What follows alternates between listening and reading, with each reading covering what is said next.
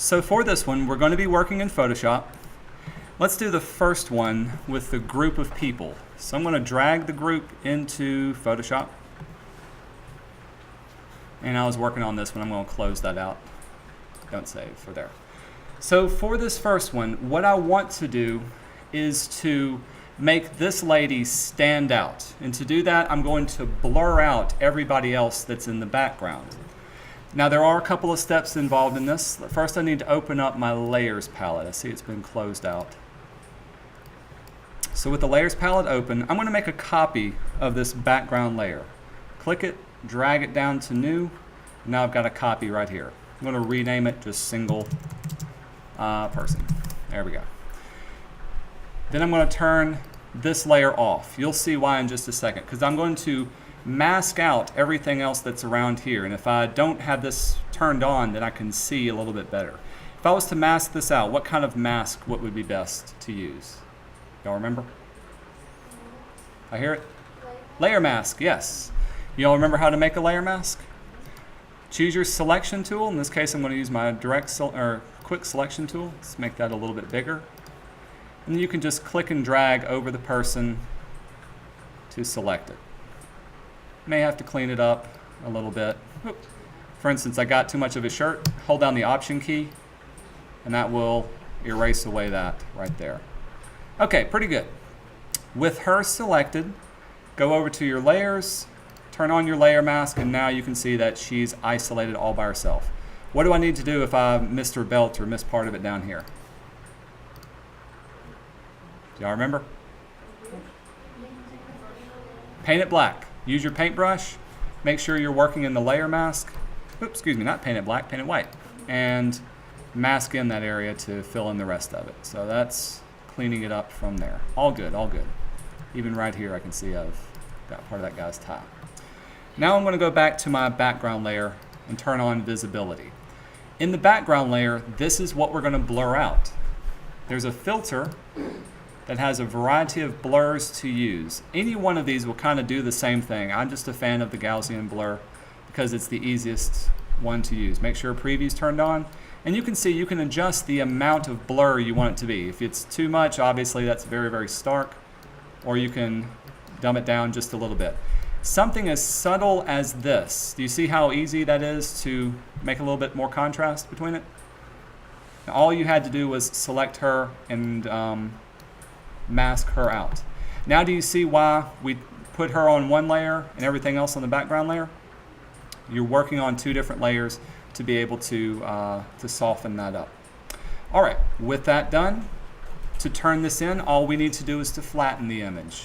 In your layers at the very top, choose flatten, and then you can just file and save that.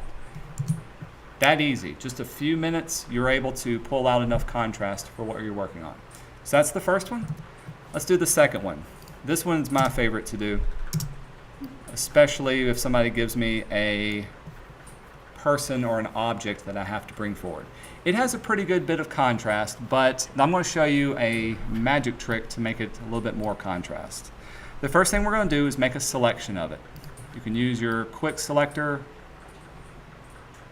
I'm going to go quick just for the sake of time. Remember, you can use your other marquee tools. Hold down your shift key. You can add on to it.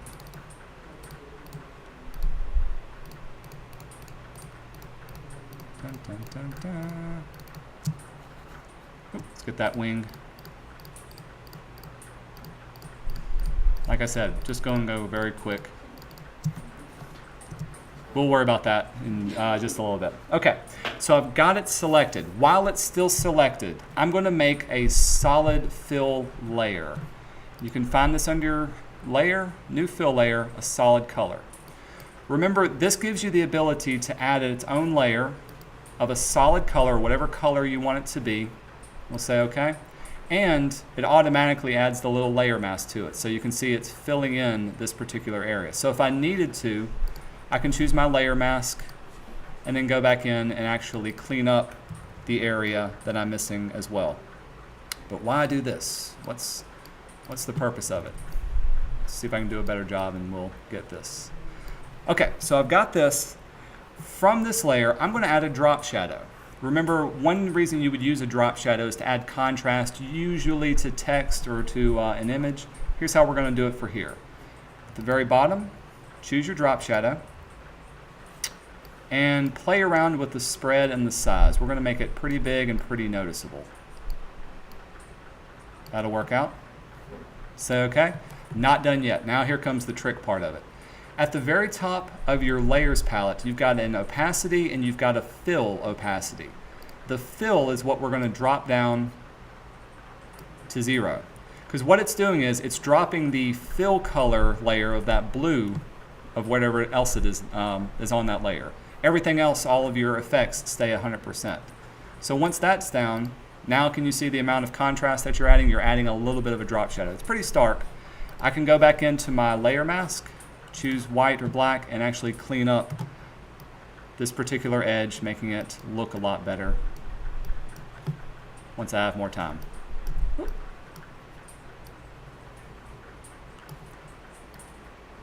If somebody gave me an image of a variety of things like on a table, or if there was a bunch of people in a group and I needed to single out one person, this is a really, really subtle and quick way of doing that. Just mask it out and make sure it works. Of course, I am going very quickly to do this, but it will update everything else. If you need to adjust it, maybe that drop shadow, I can drop the opacity, not make it so stark. But there it is before, there it is after. A little bit more of a contrast with that one. To set, yeah, here it is before, here it is after. A little bit more contrast just to pop it out from the background. To save it, again, flatten the image, do File and Save, and you can upload this to Moodle as well.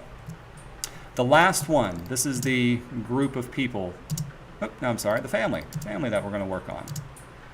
Drag that into Photoshop. Now for this one, we are going to make a new document, and the document's going to be larger. So File and New, needs to be 11 by 17, 300 resolution, CMYK color mode. And I'll drag both of these off so we can see both of them. When you make this, give your document a background color of some sort. And to do this, we're going to use that solid fill color again.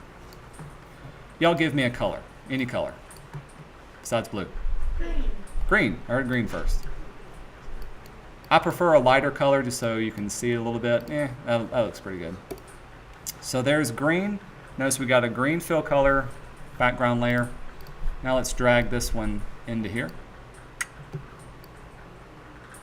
And if you need to scale it down, you can go to Edit, Transform, there's our scale.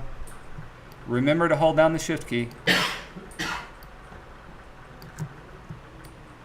And we're going to place this at the bottom of our image from there.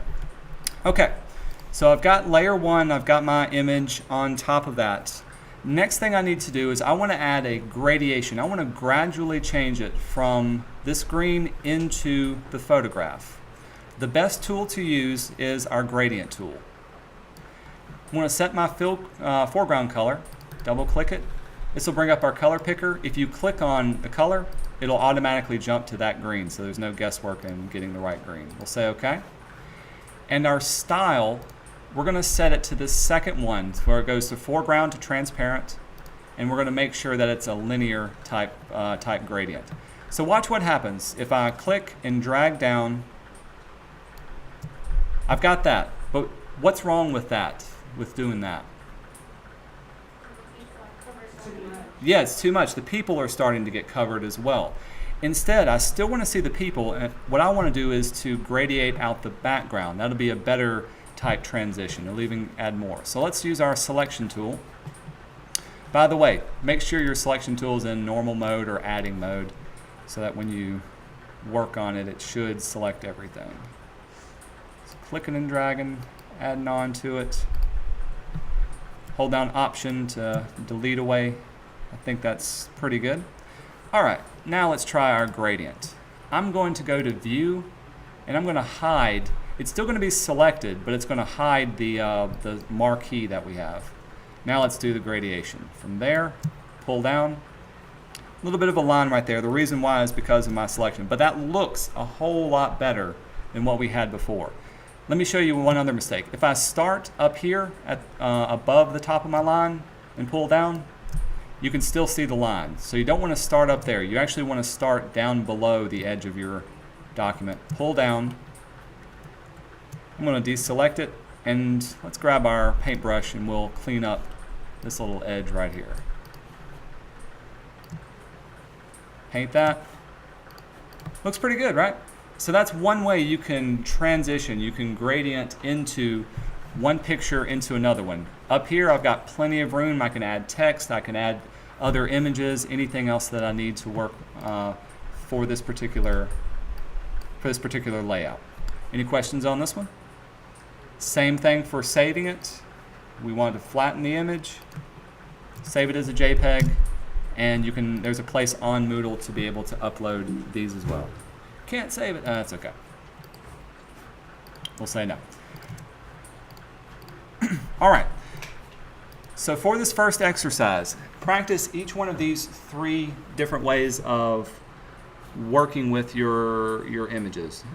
Where is it? I'm going to turn your computer back over to you.